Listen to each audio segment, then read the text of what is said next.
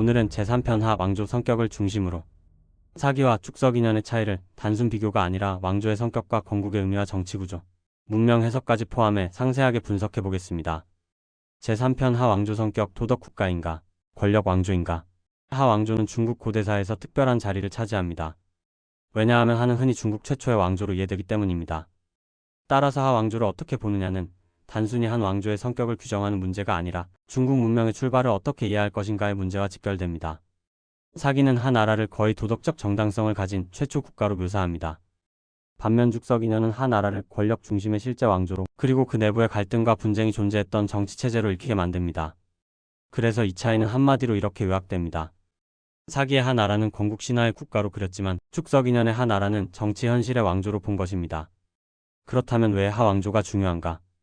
요수는 성군의 시대라면 하 나라는 그 성군 시대가 끝난 뒤 실제로 국가가 조직되는 첫 단계로 여겨집니다.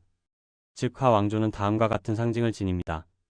문명 질서의 제도와 통치체계의 출현, 왕권의 시작, 중원 왕조사의 출발점이기 때문이다. 따라서 하 왕조의 성격은 문명의 처음이 무엇이었는가를 설명하는 핵심입니다. 만약 하가 도덕 국가였다면 문명의 출발은 윤리입니다. 반대로 하가 권력 왕조였다면 문명의 출발은 정치 권력 구조입니다. 이 차이는 매우 큽니다. 왜냐하면 사마천은 성군 시대를 계승한 국가로 포장해야 요순의 도덕 정치가 끊어지지 않고 국가 형태로 이어진 결과처럼 보입니다. 특히 우임금은 단순히 하의 창업자가 아니라 치수의 공로를 세우고 천하를 안정시키며 백성을 위해 헌신한 인물로 그려져야 합니다. 즉 하 왕조는 처음부터 무력과 정복으로 세워진 국가가 아니라 공과 덕을 바탕으로 시작된 질서처럼 묘사됩니다. 여기서 중요한 것은 하의 건국이 단순한 정권 수립이 아니라 성군 정치가 제도 국가로 옮겨가는 과정으로 설명된다는 점입니다. 즉 요하순에서 완성된 도덕 원리가 물을 거쳐 왕조 형태로 정착된 것이 하나라라는 것입니다. 따라서 사기에서 하나라의 정당성은 권력 자체에서 나오지 않습니다. 그 정당성은 우임금의 인물됨과 공로에서 나옵니다. 우임금은 물을 다스렸고 천하를 위해 몸을 바쳤으며 개인의 안락보다 공동체를 위해 헌신했습니다. 그렇기 때문에 하 왕조의 시작은 권력 찬탈이나 무력 지배가 아니라 공공적 헌신의 결실처럼 보입니다. 이렇게 되면 하 왕조는 최초의 왕조이면서 동시에 최초의 도덕 국가가 됩니다. 이는 즉 국가는 처음부터 백성을 위해 존재했고 왕권은 처음부터 정당한 것처럼 보입니다. 그래서 사기에서 하 왕조가 주는 인상은 분명합니다. 창업자는 공과 덕으로 인정받았다. 국가는 성군 정치의 연장선 위에 있다. 왕조는 천명과 민심의 결과다. 통치는 윤리와 질서를 위해 존재한다. 즉 하 왕조는 단순히 가장 오래된 왕조가 아니라 화하 문명이 처음부터 도덕 위에 세워졌다는 증거처럼 기능합니다. 이런 점에서 사기의 하는 하나의 역사적 왕조인 동시에 문명의 기원을 설명하는 건국 신화적 모델입니다. 그런데 축석인연으로 시선을 돌리면 하 왕조는 훨씬 다르게 보입니다. 여기서 하는 사기처럼 성스러운 건국 질서라기보다 현실 권력이 제도화된 왕조에 가깝습니다. 즉 하 왕조는 도덕적 기원의 국가라기보다 실제 왕권이 형성되고 유지되는 정치체제처럼 읽힙니다. 축석인연은 연대기적 기록의 성격이 강하기 때문에 하 왕조를 교훈적 상징으로 만들기보다 왕조의 흥망과 사건을 더 직접적으로 드러냅니다. 그 결과 하는 신화의 나라가 아니라 실제 정치가 움직이던 왕조로 다가옵니다. 여기서 가장 중요한 차이가 나타납니다. 사기의 하는 성군의 흐름 위에 세워진 국가로 보여 상대적으로 안정적이고 정당한 질서를 가진 것처럼 느껴집니다. 반면 축석인연에서 하 왕조는 내부 갈등과 권력 분쟁이 전혀 없는 이상 국가로 보이지 않습니다. 오히려 왕조 내부에 권력 다툼과 계승 문제와 정치적 충돌과 질서 불안정 같은 요소가 있었음을 떠올리게 합니다. 즉 하 왕조는 처음부터 완벽한 질서가 아니라 분열과 정치 충돌을 안고 있는 정치 구조였다는 것입니다.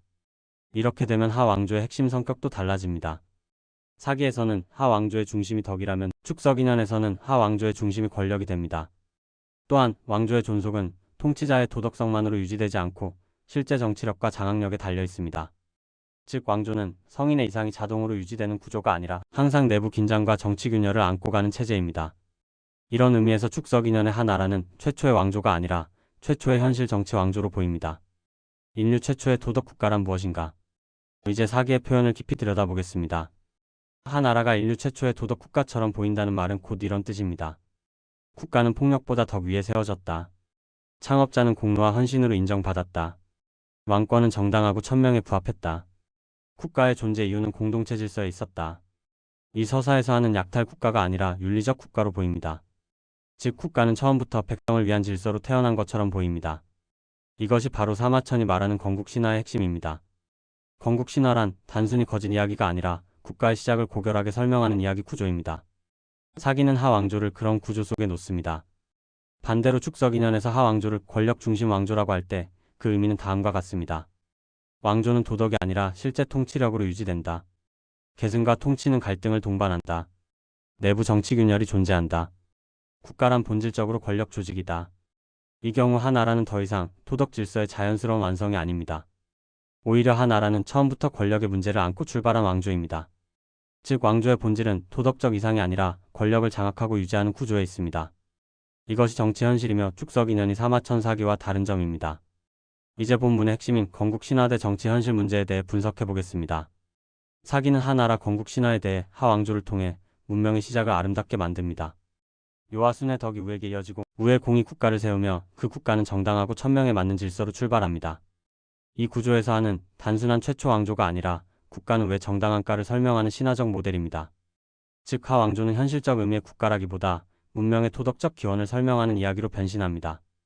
반면 축석인연의 하나라는 정치 현실 그대로 그 후광을 걷어냅니다. 하왕조는 실제 사람이 다스리고 실제 정치 갈등이 벌어지고 실제 권력 문제가 작동하는 왕조입니다. 여기에는 이상화보다 정치 현실이 먼저 보입니다.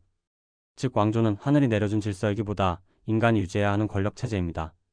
이렇게 되면 하왕조는 더 이상 신성한 기원이 아니라 역사 속 현실 국가가 됩니다. 이 두 사서가 말하는 국가의 본질은 사기는 국가 도덕의 제도화이며 좋은 인간이 있고 좋은 통치가 가능하며 그 결과 국가가 세워집니다. 따라서 하왕조는 성군시대가 제도 국가로 전환된 결과입니다.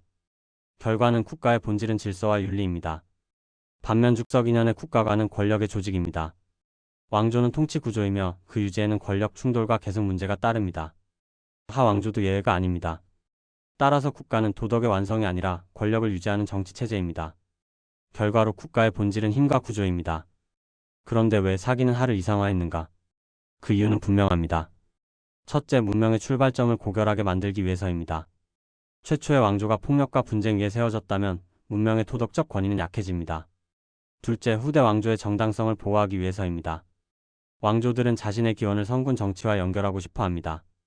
셋째, 유교적 국가관과 맞아떨어지기 때문입니다. 유교는 국가가 덕을 실현하는 질서라고 보기 때문에 하왕조는 그 최초의 모델로 적합합니다. 즉 사기야 하는 역사 기록인 동시에 정치 철학적 이상을 담은 왕조입니다.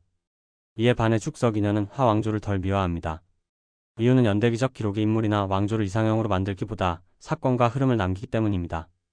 또한 후대 유교적 정리 이전에 더 거친 정치기억이 남아있을 가능성도 큽니다.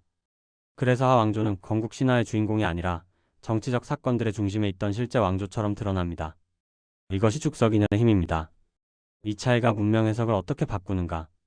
이는 하왕조를 어떻게 보느냐에 따라 문명 전체의 시작이 달라집니다. 사기를 따르면 문명은 도덕으로 시작한다. 국가는 성군 정치의 제도화다. 왕조는 천명과 공공성의 결과다. 그러나 축석인연을 따르면 문명은 권력 구조로 시작한다. 국가는 갈등을 아는 정치체제다. 왕조는 장악과 유지의 결과다. 즉 하왕조의 성격 차이는 곧 문명의 성격 차이입니다. 이를 최종 정리하면 사기에서 하왕조는 우의 공과 덕을 바탕으로 세워진 최초의 정당한 국가로 묘사됩니다. 그것은 성군시대 연장선에 있는 도덕적 왕조이며 문명의 건국 신화를 구성합니다. 반면 축석인연에서 하왕조는 권력과 통치의 실제 구조 속에서 움직이는 왕조입니다. 그 안에는 내부 분쟁과 정치적 긴장이 존재하며 왕조는 이상 질서보다 현실 권력의 체제로 드러납니다. 그래서 결론은 분명합니다.